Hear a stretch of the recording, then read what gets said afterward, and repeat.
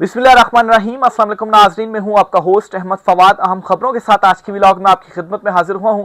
सबसे पहली बड़ी ब्रेकिंग न्यूज़ तो यह है कि अमरीकी एस्टेब्लिशमेंट इस वक्त पैनिक मोड में जा चुकी है और उसकी रीज़न अमरीका ईरान जंग नहीं बल्कि ट्रंप की जानिब से चीन के सामने किया गया सरेंडर है। ट्रंप ने दौरा चीन में ना सिर्फ चीन के सामने सरेंडर किया है बल्कि चीन को अपना माई बाप मानते हुए पॉलिश भी शुरू कर दी है। इस पर कुछ आम तीन तफसीलात हैं, आपसे शेयर करूंगा। दूसरी इंपॉर्टेंट खबर यह है कि फैसला यह किया गया है कि यूएई को ईरान और अमेरिका जंग में कुर्बानी का जो बकरा है ना वो बनाया जाएगा। इस पर भी कुछ आम तीन तफसीलात हैं, वो भी आपके साथ शेयर करूंगा कि क्या बड़ा धोखा यूएई को मिला है। जिन पर यूएई ने एतमाद किया था और ईरान से पंगा लिया था, इवन के सऊदीया और जो दीगर गल्फ ममालिक हैं, अरब ममालिक हैं, उनसे भी साइड पर या किनारा कशी या अलहदगी इख्तियार की थी, खासतौर पर ओपेक से जो यूएई अलहदा हुआ था। इस पर कुछ आम तीन तफसीलात आपके साथ शेयर करूंगा जी। साथ साथ आपको एक और खबर भी दूंगा कि ईरान ने एक बड़ा खतरनाक पैगाम दे दिया है और ख़ास तौर पर यूएई जो है, इस पैगाम के बाद वहां पर आप यूं समझें कि थरथरी मची हुई है। ईरान ने अब क्या कहा, इस पर कुछ आम तीन तफसीलात हैं, वो भी आपके साथ में शेयर करूंगा। पहली खबर तो आपके साथ शेयर करते हैं जी कि आखिर क्यों अमरीकी एस्टेब्लिशमेंट जो है ना वो पैनिक मोड में चली गई है। और पैनिक मोड में जाने की वजह अमरीका ईरान जंग नहीं बल्कि ट्रंप का चीन में जाकर सरेंडर करना है। एक बात आपने अपने जहन में रखनी है, एक नुक्ता आपने अपने जहन में रखना है, फिर उसके बाद जो मैं डिटेल्स आपको बताऊंगा कि दौरे में ट्रंप कर क्या रहा है वो आपको सारी चीजें समझ आएंगी। और पॉइंट ये है जो आपने अपने जहन में रखना है कि अमरीकी एस्टेब्लिशमेंट और अमरीकी इंतजामिया साबिका जितनी भी अमरीकी जो हुकूमतें हैं वो आई हैं, वो हमेशा चाइना को जो है वो नेगेटिव करके दिखाते रहे और ये दिखाते रहे कि वहां पर डिक्टेटरशिप है और चाइना में ये होता है, चाइना में वो होता है, और हमेशा चाइना को दुश्मन जाहिर करते रहे। ये पॉलिसी रही है अमरीकी एस्टेब्लिशमेंट की, अमरीका साबिका हुकूमतों की चाइना के हवाले से। अब ट्रंप ने ये जो दौरा किया ना, इस दौरे में ट्रंप क्या कर रहा है। नंबर वन तो ये है जी कि ट्रंप पॉलिश करना शुरू हो गया है। उसकी भी रीजन है, वो भी बताता हूं आपको।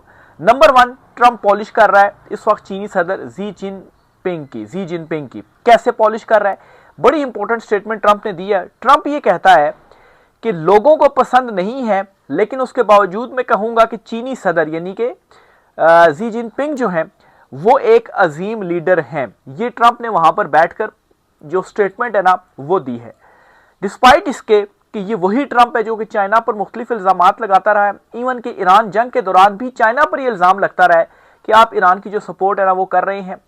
और दहाइयों से अमेरिका और चीन जो हैं वो ना सिर्फ मुखालिफ हैं बल्कि एक दूसरे के साथ मतलब कम्पीट भी करते हैं। और ख़ास तौर पर अमेरिका दुश्मन कहता है चाइना को भी और सबसे बड़ा दुश्मन कहता है। नंबर वन तो ये हो गया कि ट्रंप पॉलिश कर रहा है अमेरिका में बैठकर। फिर इसके साथ एक और खबर जी कि ट्रंप ने कैसे सरेंडर कर दिया है चीन में बैठकर चीन के सामने। यह स्टेटमेंट सामने आती है जी अमेरिका की तरफ से कि रूस, खास तौर पर अमेरिकी जो सेनेटर हैं, इनका नाम है लिंडसे ग्राहम। इनकी स्टेटमेंट इसलिए मैं आपके सामने रख रहा हूं जी क्योंकि ये तगड़ी लॉबी से हैं और तगड़ी लॉबी, वो जो ग्रेटर वाली लॉबी है आप सबको मालूम है वो किसकी लॉबी है। और ये वही लोग हैं, ये वही लॉबी है जिसने कायल किया ट्रंप को कि वो हमला करे ईरान पर। वो चाहते थे कि ईरान पर हमला हो और ये वही लोग हैं जो साजिश भी रचाने वालों में से हैं, जिसमें इन्होंने ईरान और दुबई, ईरान और जो भी अरब ममालिक हैं, साजिश रचाएगी कि ये आपस में लड़ें और हम पीछे बैठकर तमाशा देखें और ये खिता तबाह हो। ये अपने मुंह से इकरार क्या कर रहे हैं, लिंडसे ग्राहम ने ये स्टेटमेंट दी है।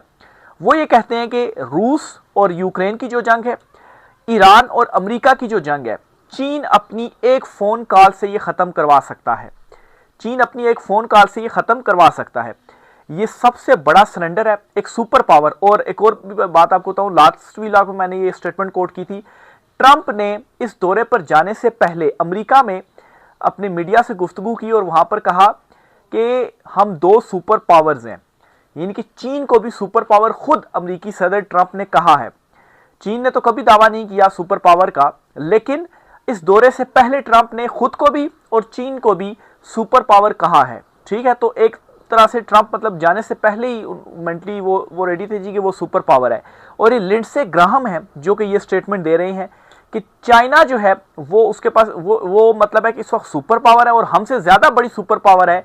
हम तो नहीं रोक पाए, हम तो नहीं झुका पाए ईरान को, लेकिन अगर चाइना एक कॉल कर दे तो वो ना सिर्फ रूस और यूक्रेन की जंग को रुकवा सकता है, बल्कि वो ईरान और अमेरिका जो जंग है ना, इसको भी रुकवा सकता है।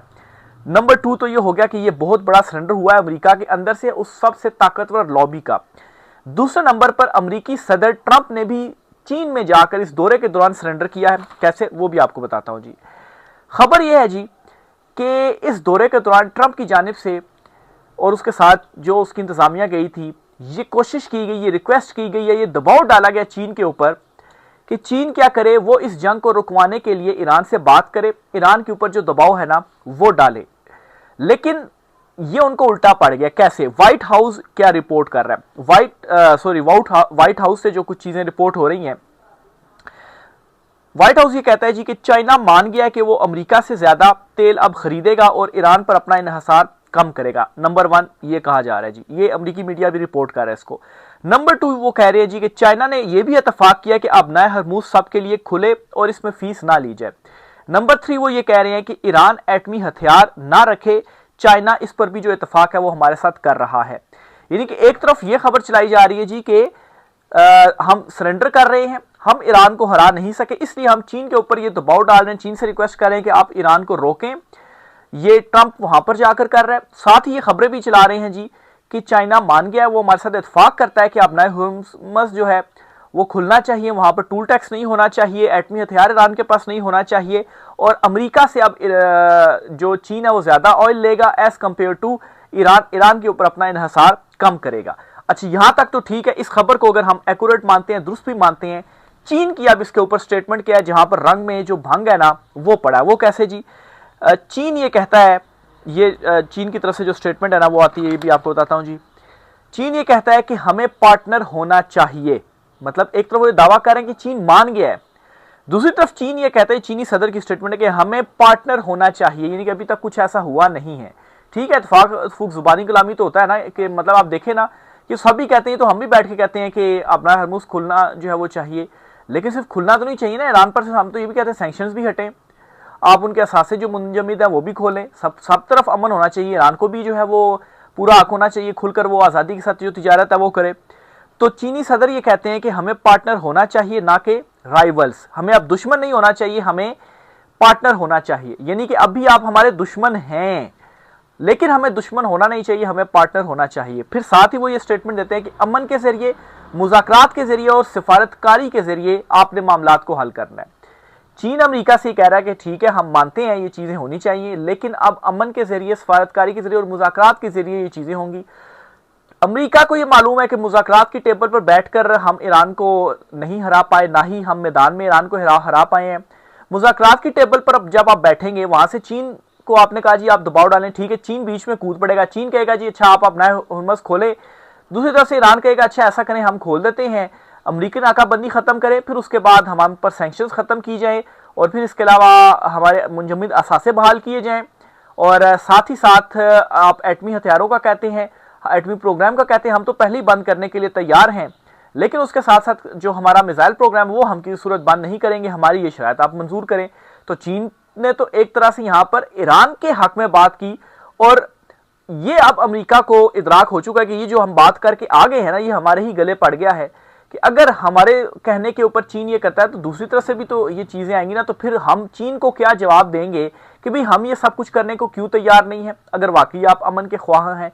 तो ये एक और बड़ी डेवलपमेंट है जी, ना सिर्फ मतलब है कि माई बाप मान लिया है, पॉलिश कर रहा है, साथ ही साथ ये इस वक्त पैनिक सिचुएशन क्रिएट कर दी है अमेरिकी एस्टेब्लिशमेंट के लिए, क्योंकि अमेरिकी एस्टेब्लिशमेंट की हमेशा जो पॉलिसी रही है वो चीन मुखालिफ पॉलिसी रही है, और वहां पर जाकर ट्रंप की जो हरकतें हैं वो देख ली गई। इवन के ट्रंप के साथ जो कुछ लोग गए थे उनकी हरकतें आपको बताता हूं कैसे एहसास कमतरी का शिकार हो गया वहां पर।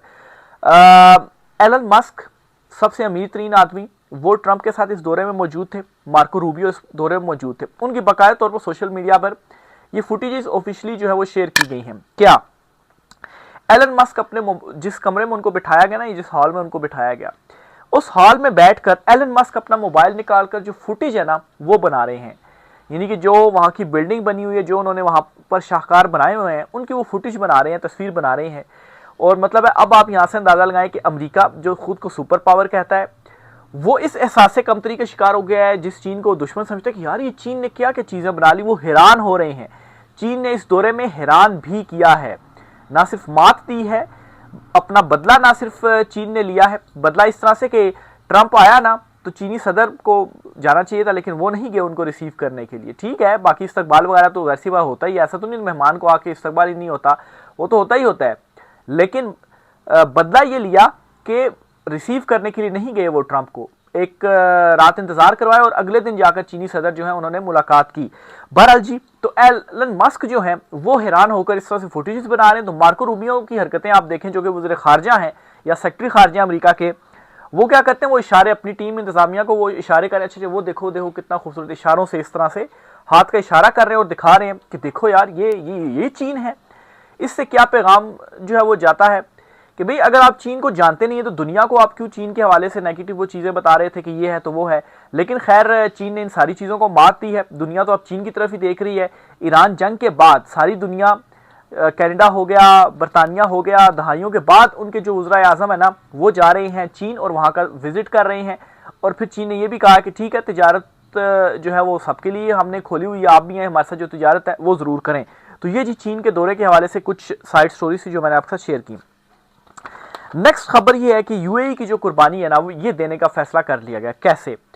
नेतन्याहू जो कि इसराइल के वज़ीर आज़म हैं जी, इन्होंने एक स्टेटमेंट दी है और इस स्टेटमेंट में ये कहते हैं कि जब जंग चल रही थी, जब हमने हमला किया हुआ था ना, तो उस दौरान मैंने यूएई का विजिट किया।